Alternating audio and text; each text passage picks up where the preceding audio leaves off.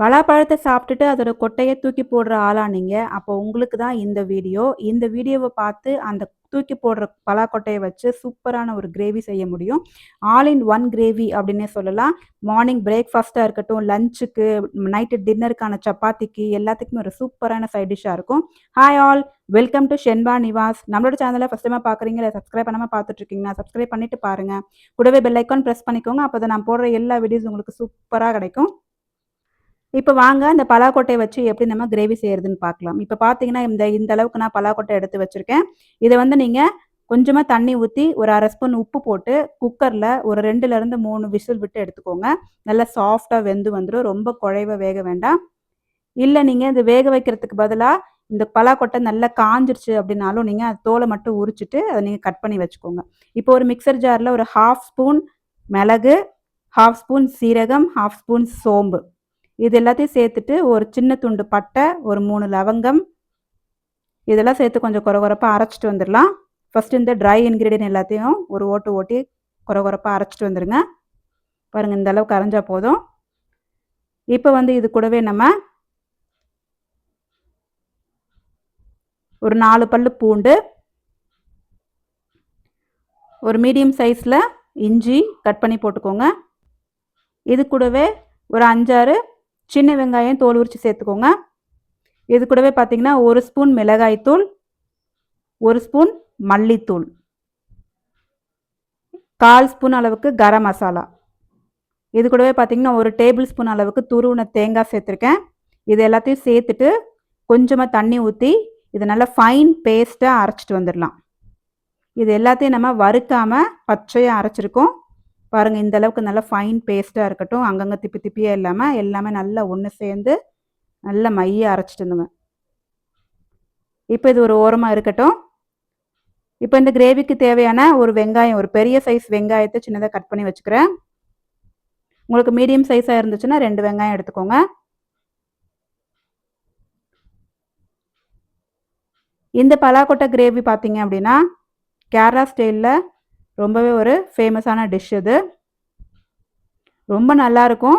காலையில ஒரு தடவை செஞ்சு வச்சுக்கிட்டீங்க அப்படின்னா, பிரேக்ஃபாஸ்ட், லஞ்ச், டின்னருக்குன்னு எல்லாத்துக்குமே இதை யூஸ் பண்ணிக்கலாம். அவ்வளோ சூப்பரா இருக்கும். நல்ல கறி குழம்பு வாசனையோட செம்மையா இருக்கும். இப்போ பார்த்தீங்கன்னா, 2 தக்காளியும் மீடியம் சைஸ் தக்காளியும் எடுத்து கட் பண்ணி வச்சிருக்கேன். இப்போ ஒரு கடாயில ஒரு 2 டேபிள் ஸ்பூன் எண்ணெய் ஊத்திட்டு, எண்ணெய் நல்லா சூடானதுக்கப்புறம், கொஞ்சம் கடுகு, கொஞ்சம் கருவேப்பிலை, உளுத்தம் பருப்பு இதெல்லாம் போட்டு நல்லா பொரிய விடுங்க. கடுகு, உளுத்தம் பருப்பெல்லாம் நல்லா பொரிஞ்சதுக்கப்புறம், நம்ம கட் பண்ணி வச்சிருந்த வெங்காயத்தை சேர்த்துக்கலாம். வெங்காயம் நல்லா வதங்கட்டும். அதுக்கப்புறம் நம்ம மற்ற பொருளெல்லாம் சேர்த்துக்கலாம். நல்லா செவக்க வர வரைக்கும் நல்லா ஒரு மீடியம் ஃப்ளேமில் வச்சு நல்லா அதை வதக்க விடுங்க. இந்த வெங்காயம் சீக்கிரமா வதங்கணும்னா நீங்கள் கொஞ்சம் உப்பு கூட சேர்த்துக்கோங்க. இப்போ பார்த்தீங்கன்னா நல்லா வதங்கியிருக்கு பாருங்க. நல்லா அப்படியே ப்ரௌன் கலரில் ஆயிடுச்சு. இப்போது ஸ்டவ்வை சிம் ஃப்ளேமில் வச்சுட்டு நம்ம அரைச்சி வச்சுருந்த அந்த விழுதை எடுத்து இதில் சேர்த்துக்கோங்க. நம்ம எல்லாமே வந்து பச்சையாக தான் சேர்த்துருக்கோம். எதுவுமே நம்ம வறுத்து அரைக்கலை. சீரகம், சோம்பு, மிளகு எல்லாமே வெங்காயம் எல்லாமே வந்து பச்சையாக சேர்த்து அரைச்சிருக்கோம். அதனால இப்போ இந்த வெங்காயத்தோட சேர்த்து இந்த விழுதை நல்லா மிக்ஸ் பண்ணி விட்டு இதோட பச்சை வாசனைலாம் போகிற வரைக்கும் நம்ம இதை வதக்கணும். இது கூடவே ஒரு 1/4 ஸ்பூன் மஞ்சள் தூள், 1/2 ஸ்பூன் உப்பு சேர்த்துக்கிறேன். இதெல்லாம் சேர்த்துட்டு மீடியம் ஃப்ளேமில் இல்லைன்னா சிம் ஃப்ளேம்லேயே வச்சுக்கோங்க. நல்லா வதக்கி விடுங்க. நல்லா ஒரு 3 to 4 மினிட்ஸ் நல்லா அது வதங்கி அதில் உள்ள பச்சை வாசனை எல்லாம் போகிற வரைக்கும் நல்லா வதக்கி விடுங்க. இது வதங்கும் போதே அப்படி ஒரு கறி குழம்பு வாசனை வரும். இது அப்படியே நீங்கள் மூடி வச்சோ இல்லை ஓப்பன்லேயோ நல்லா ஒரு 3 to 4 மினிட்ஸ் நல்லா வதக்கி விடுங்க. இப்போ பார்த்தீங்கன்னா நல்லா அது வதங்கிட்டு இருக்கு. ஸோ இது நீங்கள் எந்த அளவுக்கு நீங்கள் வதக்குறீங்களோ அந்த அளவுக்கு உங்களுக்கு கிரேவி நல்ல டேஸ்ட் கொடுக்கும். அப்போ தான் அதோட பச்சை வாசனை இல்லாமல் கிரேவி சாப்பிடும்போது ரொம்ப நல்லாயிருக்கும். இப்போ பார்த்தீங்கன்னா நம்ம குக்கரில் பலாக்கொட்டை வேக வச்சுருந்தோம். இதை நம்ம ஓப்பன் பண்ணி காமிக்கிறேன். பாருங்கள் எந்த அளவுக்கு நல்லா சாஃப்டாக வெந்திருக்கு. ஒரு 2 to 3 விசில்ஸ் விட்டால் போதும். அதுக்கு மேலே விட்டிங்கன்னா ரொம்ப குழைவாயிடும். ஸோ இது நம்ம எதுக்காக வேக வச்சு அதுக்கப்புறம் யூஸ் பண்ணுறோம் அப்படின்னா, நீங்கள் அப்படியே நீங்கள் தோலை உரித்து அதுக்கப்புறம் கட் பண்ணி போடலாம். தோல் உரிக்கிறது தான் இதில் பெரிய டாஸ்க்கு. ஸோ இது வேகாமல் பச்சையாக இருக்கும்போது தோல் உரிக்கிறதுக்கு ரொம்ப கஷ்டமாக இருக்கும். அது நல்லா காஞ்சதுக்கப்புறம் வேணால் ஈஸியாக உரிக்க வரும். பட் ஃப்ரெஷ்ஷான பலாக்கொட்டையாக இருக்கும்போது தோல் உரிக்கிறது ரொம்ப கஷ்டம். ஸோ அதனால் இந்த மாதிரி வேக வச்சிட்டிங்கன்னா அப்படின்னா சூப்பராக ஈஸியாக உரிச்சிடலாம். பாருங்கள், இந்த மாதிரி உரிச்சிட்டு நான் இதை கட் பண்ணலாம் போகிறதில்ல, அப்படியே முழுசாக தான் போட போகிறேன். ரொம்ப பெருசாக இல்லை, மீடியம் சைஸில் தான் இருக்குது. ரொம்ப பெருசாக இருந்தால் நீங்கள் 2 2 கட் பண்ணி போட்டுக்கோங்க. இப்போ அதுக்குள்ளே இது வந்து நல்லா வதங்கிருச்சு இந்த மசாலா. பாருங்கள், நல்லா மீடியம் ஃப்ளேமில் வச்சு இது நம்ம வதக்குறதுனால சட்டியில் கூட அடிப்பிடிக்கவே இல்லை, ஒட்டாமல் நல்லா சூப்பராக வந்திருக்கு. இப்போ வந்து நம்ம கட் பண்ணி வச்சுருந்த 2 தக்காளியை சேர்த்துக்கலாம். தக்காளியும் சேர்த்துட்டு இது நல்லா ஒரு 2 நிமிஷம் வதக்கி விட்டு மூடி போட்டு இந்த தக்காளி நல்லா சாஃப்டாக ஆகிற வரைக்கும் வேக விடுங்க. நல்லா ஒரு சிம் ஃப்ளேமில் மூடி போட்டுட்டு தக்காளி நல்லா சாஃப்டாக ஆகிற வரைக்கும் வேக வச்சிடலாம். இப்போ பார்த்தீங்கன்னா தக்காளி நல்லா சாஃப்டாக வெந்துருச்சு ஒரு 5 மினிட்ஸ்க்கு அப்புறம். இப்போ நம்ம வேக வச்சு தோல் உரித்து வச்சுருக்கோம் இல்லையா பலாக்கொட்டை, அதை நம்ம சேர்த்துக்கலாம். சேர்த்துட்டு மிக்சர் ஜாரில் நம்ம கொஞ்சம் தண்ணி ஊற்றி அலம்பி இதில் ஊற்றிக்கலாம். இப்போ பார்த்தீங்கன்னா பலாக்கொட்டை நல்லா சூப்பராக தோல் உரித்து சூப்பராக ரெடி ஆகிடுச்சு. எவ்வளோ சாஃப்டாக இருக்குது பாருங்கள். நம்ம அப்படியே பச்சையாக போடும்போது கூட அது வேகிறதுக்கு ரொம்ப டைம் எடுக்கும். இந்த மாதிரி நம்ம குக்கரில் ஒரு 2 விசில் விட்டு எடுத்தோம் அப்படின்னா ரொம்ப ஈஸியாக குயிக்காக முடிஞ்சிடும் உங்களுக்கு கிரேவி. இந்த மாதிரி வதக்கி விட்டுட்டு மிக்சர் ஜாரில் கொஞ்சம் தண்ணி ஊற்றி நல்லா அலம்பி இந்த கிரேவிக்கு தேவையான தண்ணி நீங்கள் இது இப்போ ஊற்றிக்கோங்க.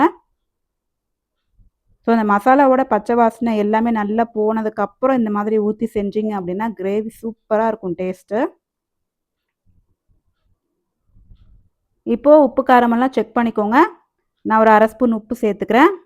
சேர்த்து மிக்ஸ் பண்ணி விட்டுட்டு மூடி போட்டு அகைன் ஒரு 5 to 10 மினிட்ஸ் அப்படியே சிம் ஃப்ளேமில் விட்டுருங்க. நல்லா எண்ணெய் பிரிஞ்சு கிரேவி சூப்பராக ரெடி ஆயிடுச்சு பாருங்கள். அவ்வளோதான், செம்ம வாசனையோட அப்படியே கறி குழம்பு வாசனையில் இருக்குது. இந்த கிரேவி பார்த்திங்கன்னா காலையில் இட்லி, தோசை, இடியாப்பம், ஆப்பம், நைட்டுக்கு சப்பாத்திக்கு, இல்லை மத்தியானம் ரைஸுக்கு அப்படின்னு எல்லாத்துக்குமே ஒரு சூப்பரான பர்ஃபெக்டான ஒரு சைட் டிஷ்ஷாக இருக்கும். கண்டிப்பாக இதை ட்ரை பண்ணி பாருங்கள். இந்த ரெசிபி உங்களுக்கு பிடிச்சிருந்தது அப்படின்னா நம்மளோட சேனலை மறக்காமல் சப்ஸ்கிரைப் பண்ணி வச்சுக்கோங்க. இந்த மாதிரி ரெசிபிஸ் நிறைய நம்மளோட சேனலில் இருக்குது. எல்லாத்தையும் நீங்கள் நம்மளோட பிளேலிஸ்ட்டில் போய் செக் பண்ணி பார்க்கலாம். அண்ட் அப்கமிங் வீடியோஸ்லேயும் நிறைய இந்த மாதிரி போஸ்ட் பண்ண போகிறேன். கடைசியாக கொஞ்சம் கொத்தமல்லி தழை தூவி சர்வ் பண்ணிங்க அப்படின்னா அல்டிமேட் டேஸ்ட்டில் ட்ரெடிஷ்னல் ஸ்டைல் பலாக்கொட்டை கிரேவி ரெடி ஆகிடும். நம்மளோட சேனல் வியூவர்ஸ் எல்லாருக்குமே தெரியும், நான் இன்னொரு சேனல் வச்சுருக்கேன், ஜுவல்லரி செல்லிங்கும் பண்ணிகிட்ருக்கேன்.